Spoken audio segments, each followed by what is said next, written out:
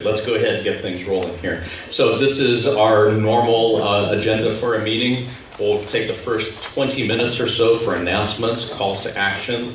From 3:20 to 3:40, we have a very special guest here with us, Sheriff John Burkhart, who's here, to speak with us a little bit about how we can non-violently deal with rising threats from fascism, right-wing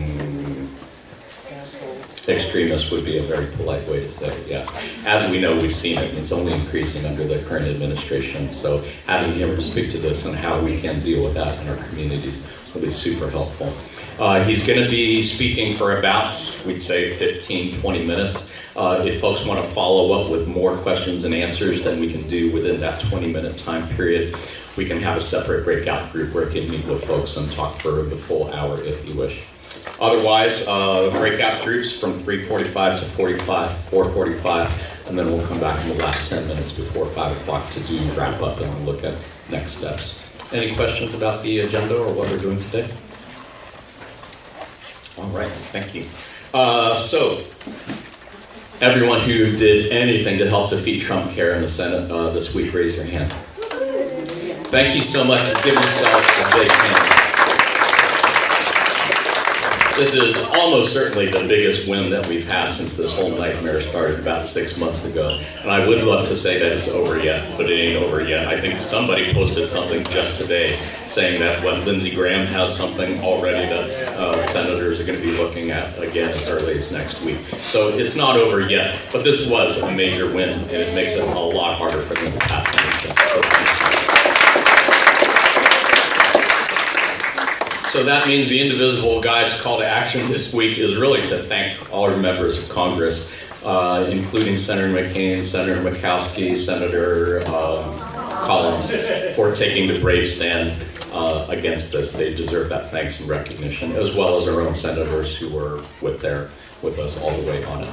Those of you who have already sent a thank you, would you raise your hand? Let's see. Good. It is super important that they hear that, so please make sure. Otherwise, you can take, like 24 hours, take a breather, take a rest until the next big thing comes along.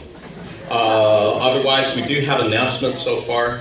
I've got Nicole, I've got Brenda up, I've got Alicia to talk about the DACA resolution. Is Liz Curran here yet? Did she come in? Yeah, she's here. And is Margaret here also? Okay, it'll be Liz and or Margaret to talk a little bit about canvassing, flipping the 31st, and voter registration. I know Jim Crawford had an announcement. Is there anybody else who has an announcement that they would like to make during announcement time? Sounds good. So if I can have Nicole and Brenda first at the steps, and then then Alicia after them, and Liz after them, and then anyone else. That's the order that we'll go in.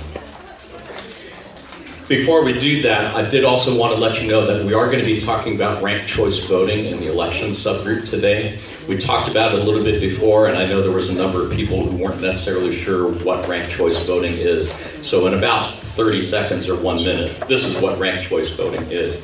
It means instead of voting for just one candidate, you rank your choices first, second, third, whatever, out of the field of candidates. If a candidate gets more than 50% of the votes, then that candidate wins. If not, then it means the candidate with the fewest first choices is eliminated. And the voters who selected that candidate as their first choice then have their votes added to their second choice candidate. And the whole thing basically repeats until somebody ends up getting more than 50% of the vote. Does that make sense to you? Okay. We're not having a discussion, debate about it unless you have clarification questions. We'll be discussing this in the subgroup. But for example, in the last election, if this was your field of candidates, a lot of people, for example, wanted to vote for Bernie Sanders, but they were afraid that they would be wasting their vote. So in the choice of ranked choice voting, you could rank Bernie as your first choice, Hillary Clinton as your second choice. And that means if neither of these two candidates were able to get 50%, more than 50% on the first round, then it means everybody who voted for Bernie as their first choice and Hillary as their second choice, all of those votes then would go to Hillary, which could make a big difference. So that's why a lot of people who are in favor of ranked choice voting are in favor of it. That's the pros. There, it's obviously more complicated than that, and we are going to be discussing its subgroup, particularly with regard to the King County Charter, and particularly with regard to using this method for votes in King County elections, specifically for King County positions. And we have a member of our group who wants to go represent us at the negotiations for that charter. So if you want to have any say or be involved in that discussion, then please join us over there. Otherwise, we'll be discussing it as a group today and maybe bringing a proposal to the rest of the group later. Sound good? Any questions? Excellent. Thank you. Nicole?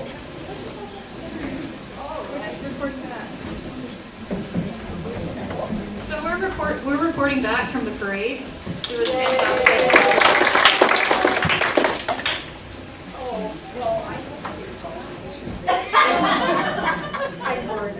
The organization for the Mount Lake Terrace Light City was a little weird, but we got on the ground. We got a really good. Hello. The parade itself was a little bit disorganized, but once we got there and on the route, we got a really positive reception. So there were just a couple of hecklers, but for the most part, they liked our float. We had our Corpzilla. We had Misinformation, sponsored by the Trump Corps. We had Wonder Woman and Batman and our corn float, and we had our bee, and it was fantastic. So, And we had the corn. and the corn, yeah. And Lady Liberty in the truck is a float, and the missile with Trump on it. Have you guys seen the photos on Facebook? Yes. Okay. Yeah. Photos are on Facebook, so. Yeah.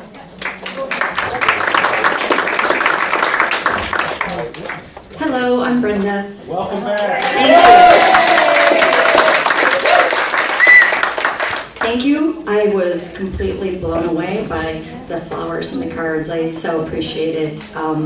I'm doing much better. I suffered no actual real damage. So, but they did tell me that I had to try to take it easy. And every day I almost have a heart attack from watching Trump. I'd like to say thank you to all the people who showed up for the parade. Michelle and her blisters trying to be Melania Trump, and Nicole and Wonder Woman and Catwoman, and especially Ia, whose idea it all was, and we wouldn't have done it without her. So never again. That's our rally cry. Before we get going, I wanted to say I think it was 2 weeks ago, Jim Comfort bought all the stuff for the sign and dutifully turned in his receipts and then said, you don't need to pay us back. So he volunteered, bought all that stuff. So thank you so much. Anyway, thank you guys. On to the next person.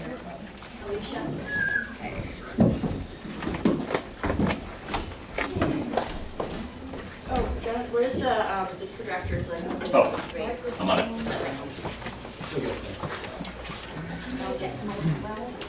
It's a little shorter, so. You gotta make sure it's right. Gotta kiss it. One finger's left.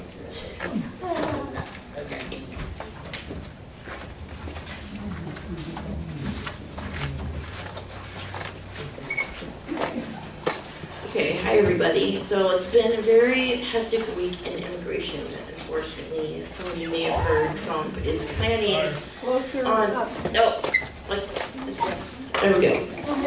Trump is planning to get rid of DACA. It's most likely what's going to happen. 10 red states, including Texas, are suing the administration to end it. And of course, with Jeff Sessions and Trump not being very immigrant friendly, they're probably not going to defend it. So basically, yesterday,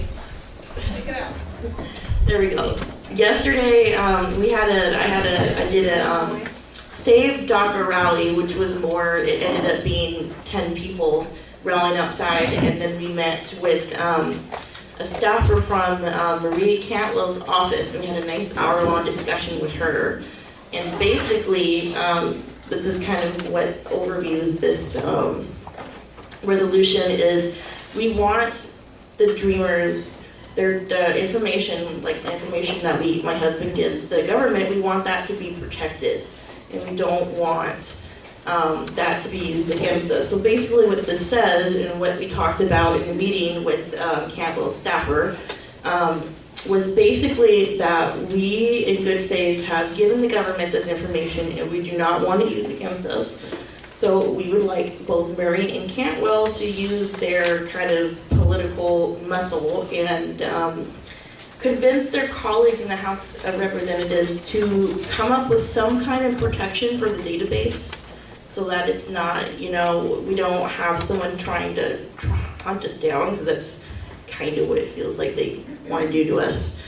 And also, let's see, I do that. And we also, there is new legislation put out by Graham and Durbin, and one of them is a new DREAM Act, which basically kind of extends this DACA Act, or DREAM Act as we call it, extends it out further. So we really want the senators to sign on to it.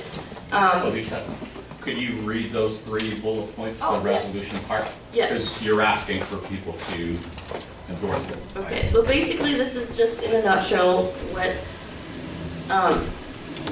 what the resolution is asking for. Insists that Trump administration maintains the DACA program until immigration law can be reformed to protect dreamers. Work with Senators Graham and Durbin to pass the newly introduced DREAM Act and introduce its complement in the House of Representatives. If the DREAM Act cannot be advanced, work to bring a similar bill to vote. And this is HR 1468, the Bridge Act. I think that was something like that was introduced last year, but it didn't pass.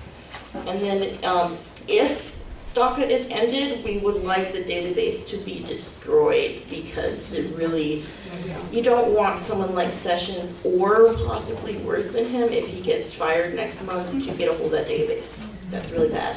So that is what we're asking. And we have, I believe, the sign-on group. So myself and another Indivisible member from Indivisible, Wallingford, Axel Dark, we've been working on this together. So he's been really awesome about this and has gotten, I think a lot of the Indivisible groups around the Puget Sound have signed on to this. And we're hoping to get the senators, also Cantwell, Murray, and Pramila Jayapal to sign on. And this needs to get done no later than the middle of August, because the court showdown is September, I believe. So Alicia was asking if our group would be willing to lend its support to this resolution. I'm wondering how many people have heard enough that they would say, yes, we agree. How many people still have more questions? And that looks like a go on it. Told you it was going to be a slam dunk. She has complete copies of the resolution. Feel free to get it from Alicia if you'd like to read the whole thing. Yes, Janet. I would suggest maybe it would be more powerful if we made a motion to that effect and then passed it as a motion. I think we just did. So I would move. Yeah, no, we did, he's right. We did. We did. She's doing it right. I move Go ahead. that our North Seattle Indivisible group support the efforts that Alicia has put forward and her petition, and that we Endorse the resolution. support her. Second. All in favor, raise your hand, say aye. All opposed, raise your hand, say no. Sounds good. Thank you, Janet. Thank you, Alicia.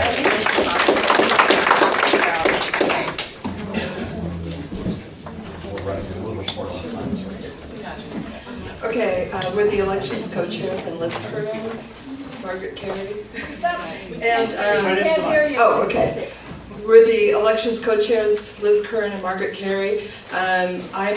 We have now set the date for the August canvassing for MONCA, and it will be Saturday, August 19th at 10 a.m. I have the sign-up sheet so that we can start collecting volunteers.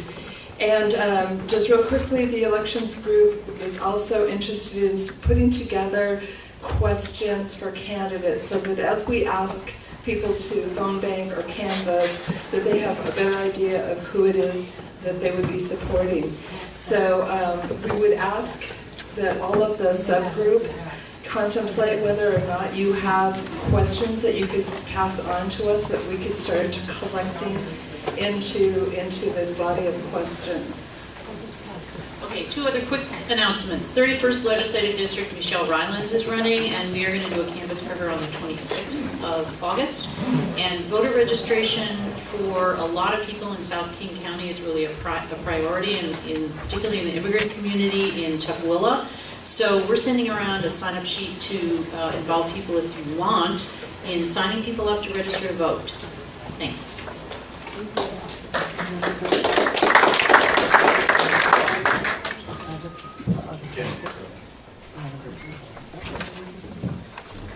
Hi, I'm Jim Comfort. I would like to announce the reconstitution of Indivisible North Seattle's Media Accountability Breakout Group.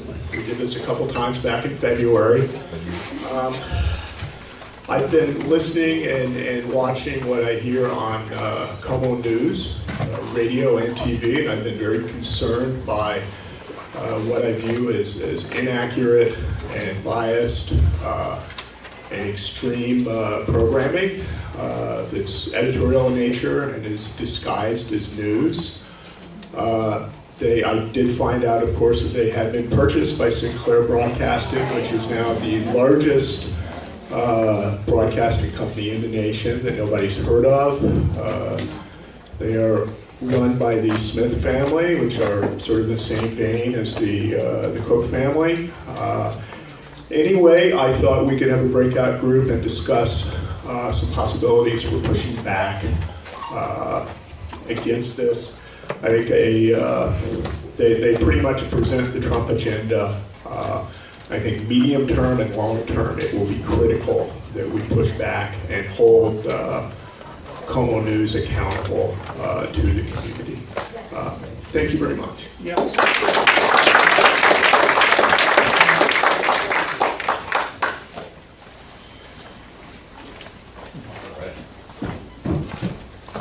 Thank you, Jim. Thank you, everybody else. We will have more time for announcements after the breakout groups, and I've got Jessica up first. Was there anyone else who had an announcement they wanted to make, just so I can kind of know in advance? Okay, sounds good. So after breakout time, we'll get you there. Otherwise, I did want to go ahead and introduce our guest speaker today. He is King County Sheriff John Burkhart, and he has been sheriff since 2012, I believe, and I believe he's up for re-election this year. And he has some very important things to share with us about what we can do in our communities to address problems of rising right-wing violence and fascism. Thank you. Can we give him a welcome?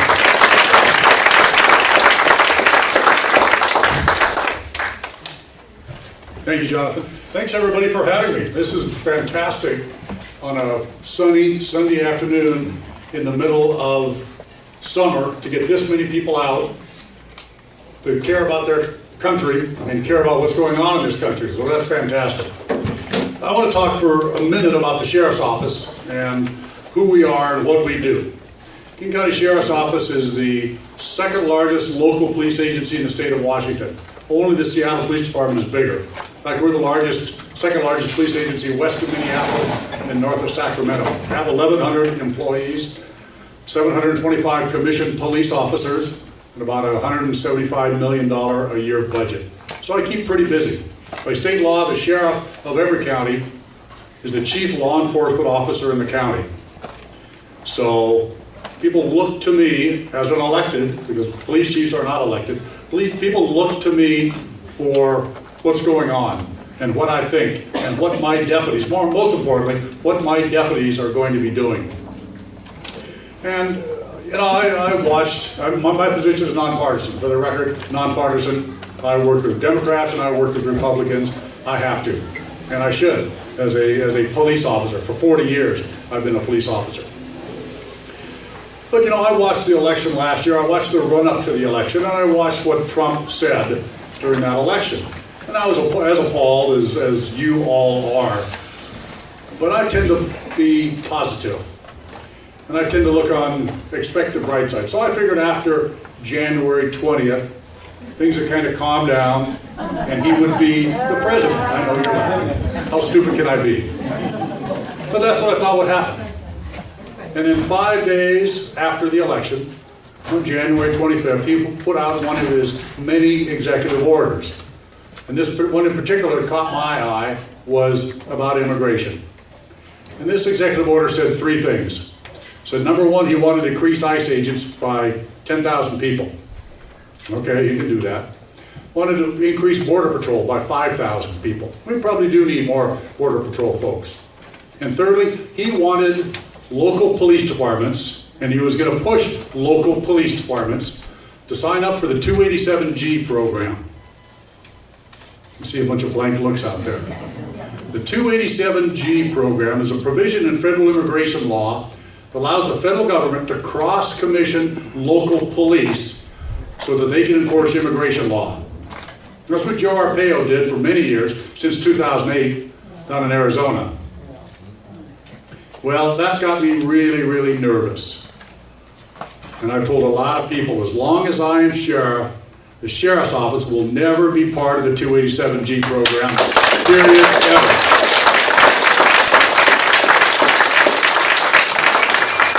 My deputies will not enforce federal immigration law. It's not our role. It's not what we should be doing. And for a very pragmatic reason.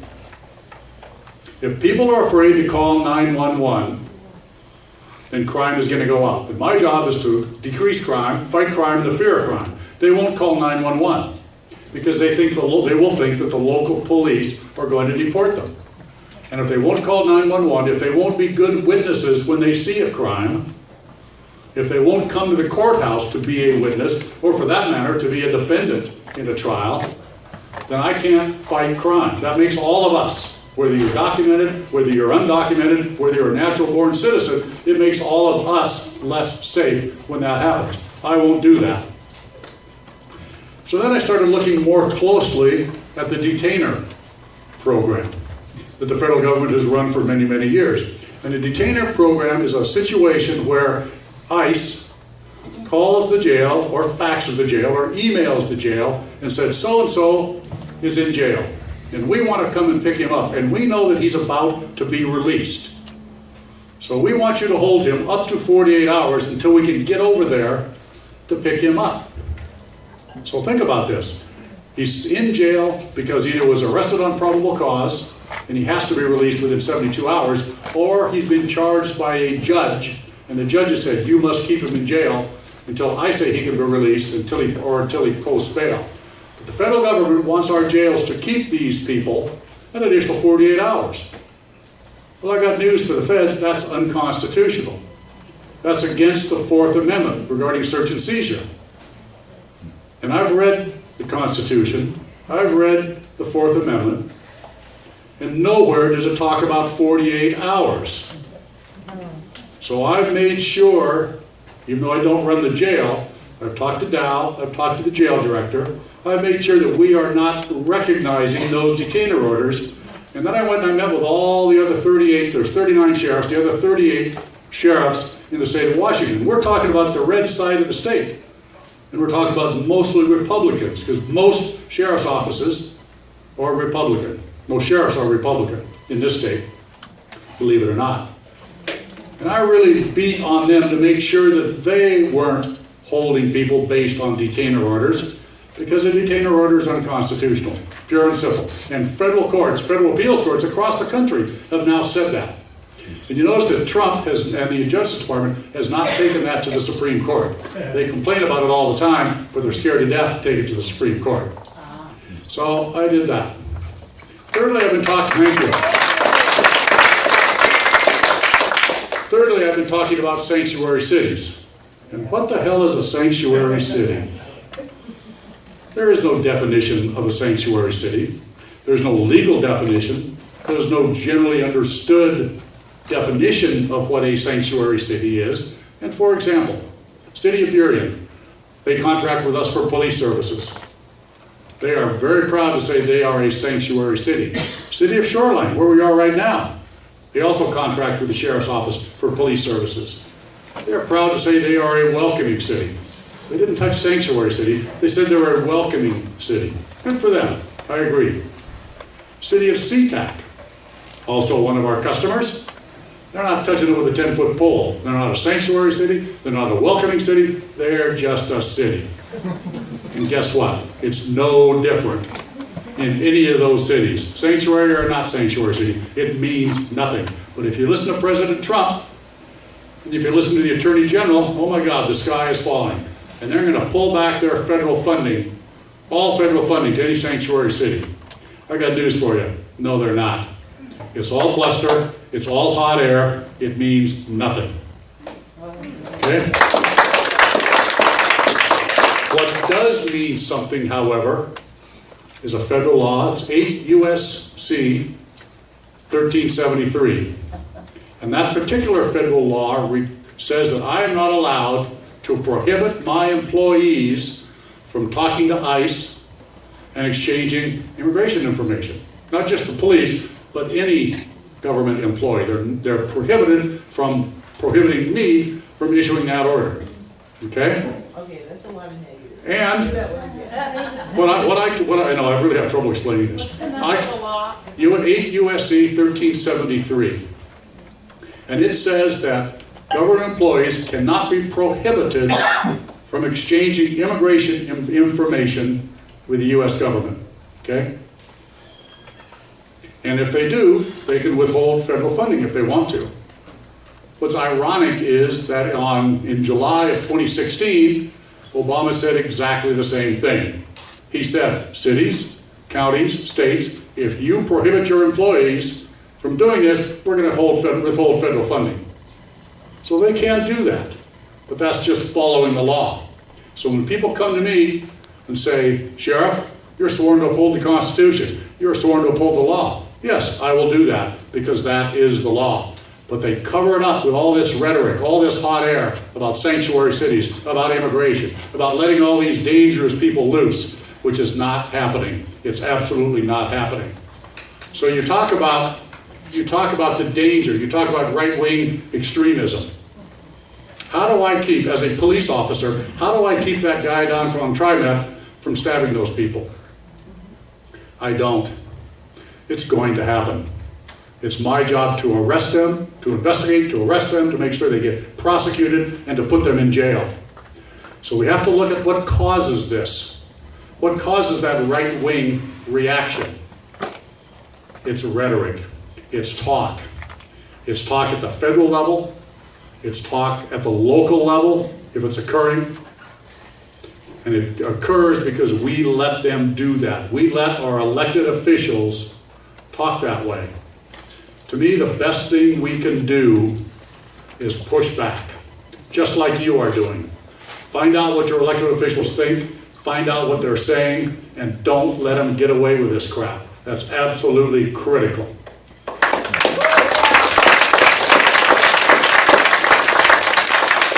Since January 20th, I've probably spoken to at least 30, if not more, groups just like this, and strictly about immigration, because it's so important. Because I want to reassure the undocumented immigrants in our population, the documented ones that know undocumented, because they all do, and the general population, so they're not browbeaten, they're not bullied by the Trump administration, and clearly that's what they're trying to do. The rhetoric from Sessions, the rhetoric from Trump is bullying, and we have to push back. We have to push back. And as a police officer, as a police chief, as the sheriff, the elected sheriff of King County, I can do that, I will do that, and I will continue to do that because it's the right thing to do.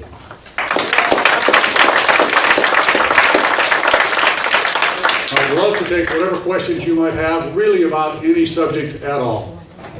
Yes, ma'am. Alicia. I'll just repeat your question if it's easier. Anyone who wants to ask a question, why don't you come on up here? I know Okay. Mike.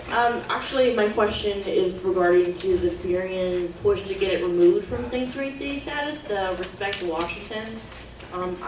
Myself and a few other of us have interacted with them directly. Really, really, really nasty group of people. Like, they clearly hate immigrants. And my husband is undocumented. He's a DACA recipient. So that makes me nervous, and he works in Furion, and we're moving towards that area. And that's exactly the kind of thing we have to push back against. And these are all paid signature gatherers. My chief of staff sitting here, Chris Behringer, wave your hand there, Chris, lives in Burien. He's well aware of that. They've been to his house. We have to push back on that. What really makes me mad is that they are saying, in some cases, that the sheriff supports their petition. No, I don't. Let me say on the record, no, I don't. So what's going to happen is, and now they've got the signatures, and they're just going to go before the Burien City Council. So we'll see what they do. I will be at that City Council meeting, and the biggest effect of this petition, if it passes, is it says that they can't prohibit their police force, they can't prohibit their employees from asking about immigration status when we stop somebody. The sheriff's office has had a policy for 30 years. My deputies are not allowed to ask about somebody's immigration status. Long before sanctuary cities, they can't ask for a green card, they can't ask if they're legal or illegal, can't ask any of those questions, and they shouldn't be able to, and I make sure they don't. So let's assume that Burien is forced into passing this. Ain't gonna make a damn bit of difference to my deputies. They're gonna keep doing what I want them to do because they work for me. I will do everything I can to make sure Burien doesn't vote that way. And just one more question before I get off the mic. In regards to that, what I understand from talking to them is they think that sanctuary cities are typical Fox News rhetoric, evil criminals running around the mud and everything like that. And they think that passing this is going to mean that every illegal immigrant gets locked up. That's not the case. What can our group do, our immigration subgroup, what can you think that we can do right now to push back against that and make sure if it goes to the ballot in November, it doesn't stand a chance? I think you have to make sure that nobody gets elected that believes that sort of ridiculous crap, for want of a better term. It's just not true. It's just not true. A sanctuary city is not attracting dangerous people. They're everywhere anyway. So that has nothing to do with it. Hi, I'm Birgit Kaoli, and my question has to do with the courtrooms. I'm concerned about people who have been arrested, who are being released, and ICE being out there waiting for them. What can we and what are you doing about that, or the county doing about it, and the state? The presiding judge of King County Superior Court is worried about that as well. And she came to me and said, hey, is this occurring? And I said, I've heard rumors of it, but I've never seen it occurring. And she said, what can I do about it? And I said, you're a judge. You have 52 other Superior Court judges. Do not let ICE in your courtroom. Do not allow them to arrest anybody out of their courtroom, and they're doing that now. But you can't they're not allowing ICE to come in to their courtrooms, and they're not allowing, what they can't do is tell ICE that you can't be out on the sidewalk waiting for someone to come out. I don't think that's happening anyway. One thing that I've done, I've changed our policy so that ICE is not allowed in any of my police stations, unless they're in uniform, it says ICE on it, and unless they are investigating something that's unrelated to immigration, because they do that. And that's a brand new policy for the sheriff's office. I will not go shoulder to shoulder with ICE on any sort of immigration raid. If they want us to do something because they need traffic control, or it's a very dangerous situation and they want the perimeter patrolled, we will do that because they're another agency. But I will not let my deputies go on immigration raids with them.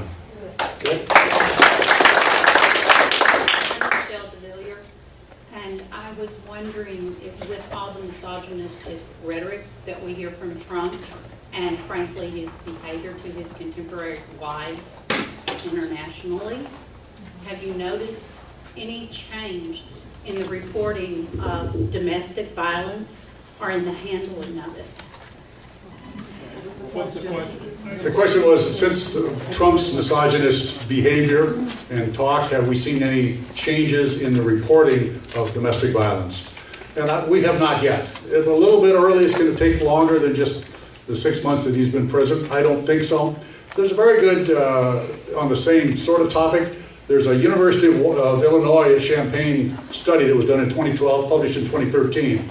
And it was a collegiate study, so they asked all the right questions about undocumented immigrants and documented immigrants. Are you reluctant? Are you afraid? Do you not call 911 when perhaps you should? And the results were very, very interesting. It's true, they are not.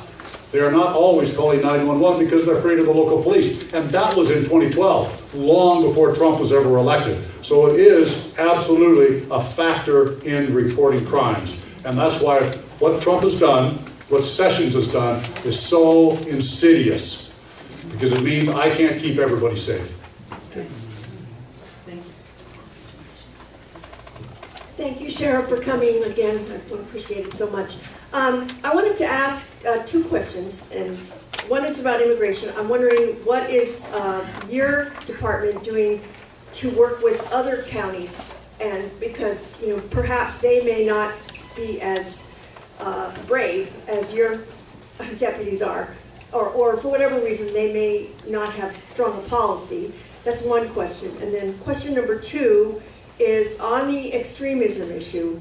We're wondering, I'm sure that your department, has intelligence or tracks these movements, maybe works with Southern Poverty Law Center, kind of keeps an eye on this stuff. And I know you obviously can't go arresting people just for talking or for thought. Obviously, that would be unconstitutional. But and then, of course, there is extremism on both sides, as we saw with the baseball game, the senatorial baseball game. So I think we would just like to know, what can you do to kind of keep an eye on this for us? Let me answer the first question. What do I do with the other 38 sheriffs? And, they're elected just like me. They have an ego just like I do. They have their own ideas about things, just like I do. But as I mentioned, I go to these sheriff's meetings twice a year. And I kind of browbeat them. I let them know what I'm doing over here. Yeah, it's on the West Coast. But I let them know what I'm doing. And we talk about it. And I think I've probably changed some minds about it. They don't like the federal government really any more than I do, from the standpoint of the federal government is bullying, and they're bullying them. And they're publishing these figures. They were doing it every month about people that were released when they've been asked to keep and stay in jail and be turned over, and the figures are wrong, and that's really made them mad. So that's the best I can do with them. I have a meeting every month with the King County Police Chiefs, and we talk about this, and I let them know what I'm doing. I have a distinct advantage because I'm elected. Every other police chief in King County, 20-some of them, are appointed by a mayor. So they're not allowed to speak as freely as I am. They're not allowed to have their own ideas sometimes. So it's really important that there is an elected sheriff, and it's really important, obviously, who the elected sheriff is. So now I have, on the other question, I have a quarterly meeting with the FBI. It's a secret meeting, I have a secret clearance, and we talk about, sometimes people come out from DC, and we talk about the local threats as well as the international threats. And I gotta tell you, the FBI is scared to death of the homegrown extremist. Absolutely scared to death. If you look at the mass shootings we've had in this country over the last few years, every single one has either been from somebody that was a citizen or was in this country legally. We have nothing to fear from ISIS coming over from Syria. They're not going to do that. They're not going to be allowed to do that. What we have to fear is the extremist that's already in this country and gets radicalized by ISIS or gets radicalized by the left. There's only so much we can do, or the right. There's only so much that we can do. That kind of goes without saying, the right. There's only so much we can do in a free country to keep that from happening. But the FBI I have a tremendous amount of confidence, tremendous amount of respect for them and their intelligence gathering. And it's legal. I have no problem with it. It's what they do. And that's what's going to keep us safe. It's going to stop the next guy. And there's been many that have been stopped, even in this part of the country. But it still could happen. And then just real quick on intimidation that may happen whenever we have rallies. That's something that I know a lot of our members have been concerned about. Mm-hmm. I think the local police should do something about it and not let it happen. I really do. We're not involved. We don't go. I don't have a riot team. I don't want to have a riot team. I think they're problematic. I'll let the city of Seattle do that. By the same token, I think they should break up and not let this intimidation occur. Period. Okay. Again, it does cost us $180 each time we rent this space. So I appreciate so much those of you who have been helping out, putting donations in the bucket, or getting the Indivisible swag. And I'm seeing a lot of Indivisible t-shirts and hats out there. Stand up if you're wearing an Indivisible shirt. Stand up, let's see that. Looking beautiful, looking awesome. Thank you so much for doing that. If you haven't seen yet, you can go ahead and take a picture here. You cannot actually go to Cafe Press and find us there. For whatever reason, they've set it up so that you do actually have to type in that whole link in order to get to us. So feel free to take a picture.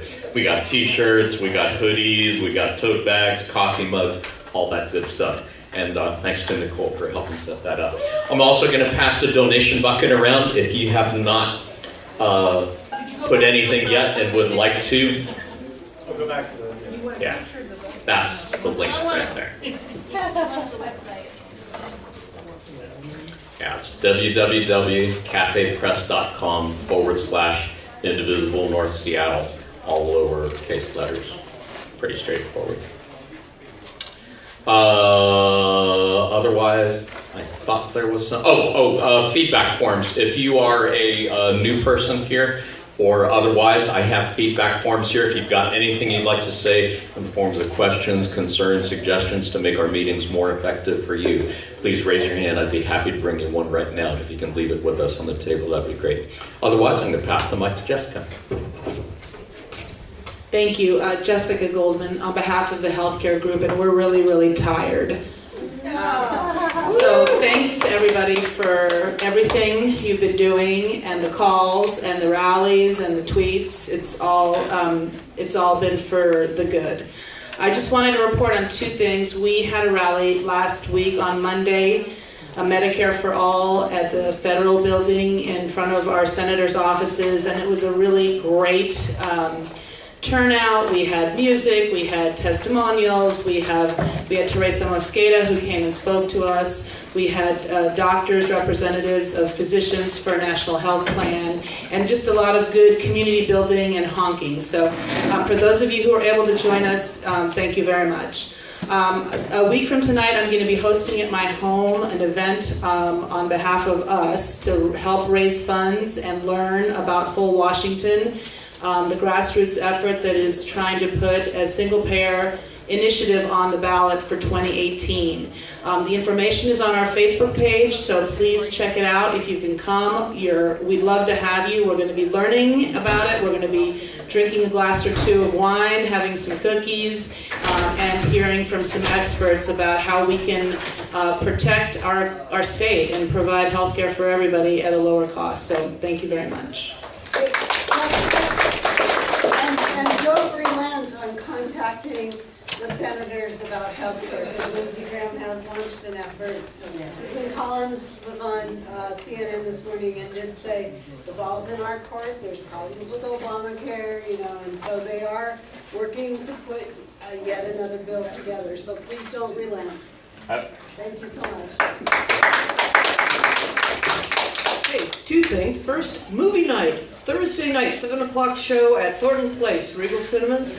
Al Gore's sequel to Inconvenient Truth, an inconvenient sequel.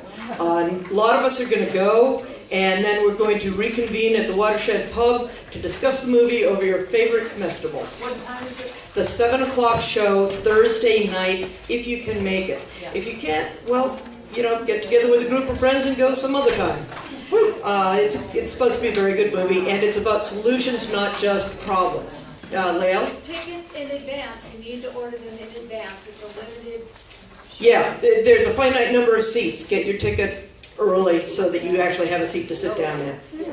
Can you post it on our page? As far as I know, it's already up as a Facebook post. Okay. And it's certainly up on Environment Team.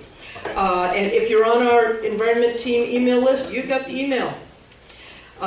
Also, you all will remember last session there was Senate Bill 1646 that was about pricing carbon and putting a tax on carbon statewide and then redistributing the funds generated by that tax to do various good works to offset the issues of carbon, changing from a carbon-based fuel economy in Washington to a renewable energy-based economy.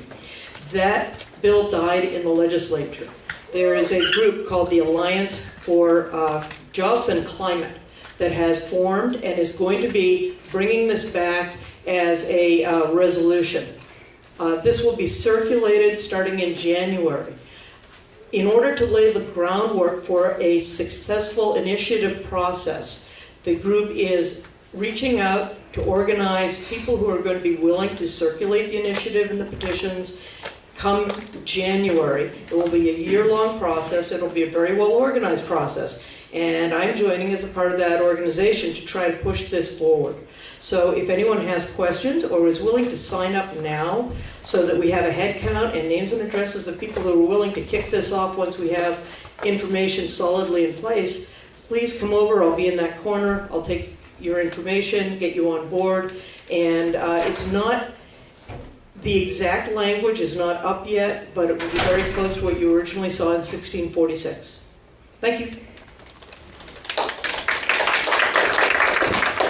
Hi, I'm Dan Jacoby.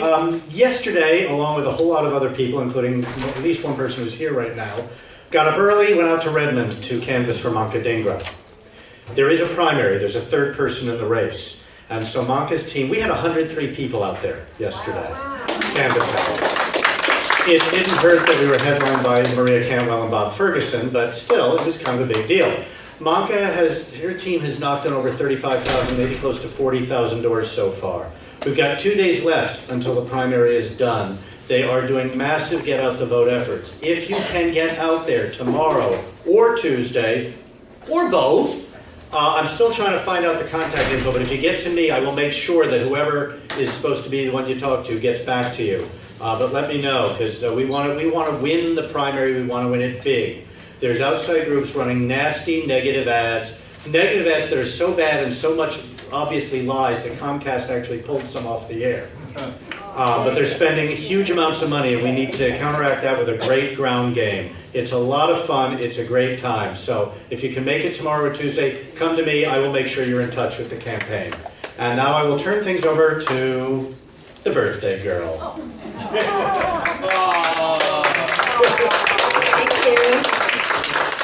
Thank you. It's not about me. Hi. So I'm with the Kremlin Interference Group, and then I have another quick announcement on something else. So we're continuing our effort that we talked about last week, where we're going to work on this idea of an Attorney General opinion.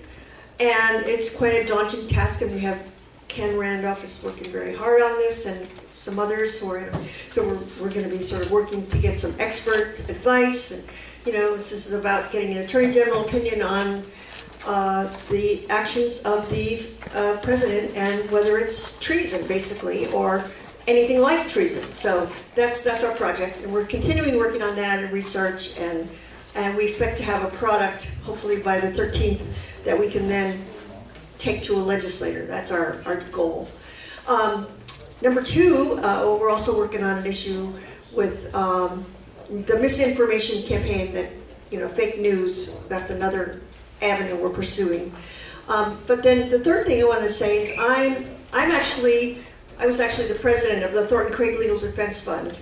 We were the group that achieved the goal of daylighting Thornton Creek at Thornton Place.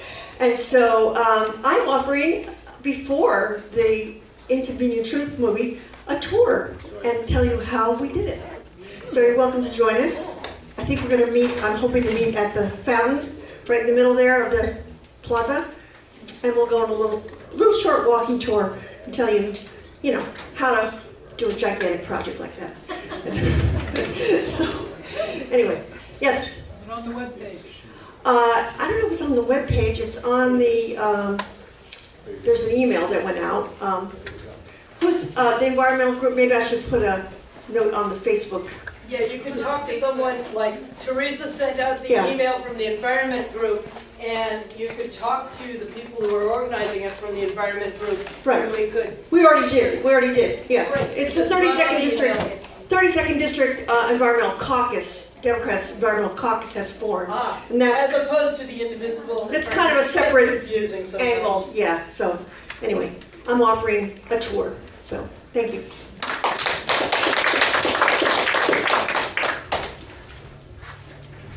Hi, I'm Jim. I'm with the Media Outreach Breakout Group. Mark and Patrick and I got together and discussed the possibility of holding Sinclair Broadcasting accountable for their ownership of Como TV and Como Radio. We had a lot of expertise, a lot of very good ideas. I think we looked at reaching out to a local group called Gentle Giants that have been trying to hold Amazon accountable for advertising on Breitbart. And so far that's been a hugely successful effort. They've driven 1,000 advertisers off of the Breitbart website. Yes.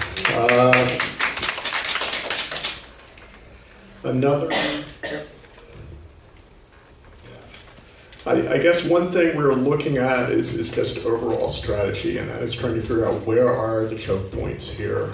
And I think two of them that we identified is the value of the brand. Como TV does still have a somewhat decent reputation. We don't think they deserve it any longer. The second choke point is advertising dollars. And we've discussed the possibility of pushing either divestment or a boycott. And we're looking at just sort of developing some kind of script or something, also possibly a YouTube video. We've discussed the potential of advertising our boycott and the huge amount of leverage that would be available by advertising on Facebook and Snapchat and other groups like that. We looked at potential mottos, something like "Get the billionaires out of our news" or "Boycott the billionaires."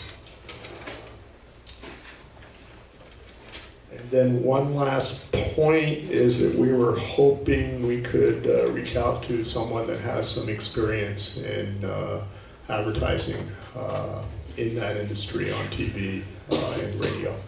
Anyway, thank you very much for your time. Thank you, Jim, and thank you everybody for your awesome work. I'm really, really so proud of everything this group has done. It's been a nightmarish 6 months, but this gives us a lot of hope for the future. And I wanted to remind you, if you are a first-timer here today, would really love to meet you if I haven't actually chatted with you yet. I'm going to be cleaning up here, but that doesn't mean I don't want to meet you and chat with you, so please feel free to come by, say hi. Also love your feedback on what was helpful to you or not helpful for you in the meeting and what we can do to make these meetings even better. Okay, any last questions, comments for the good of the greater good? Thank you, everyone. Thank you, indeed. Have a great week, have an awesome time, and I will see you here next Sunday.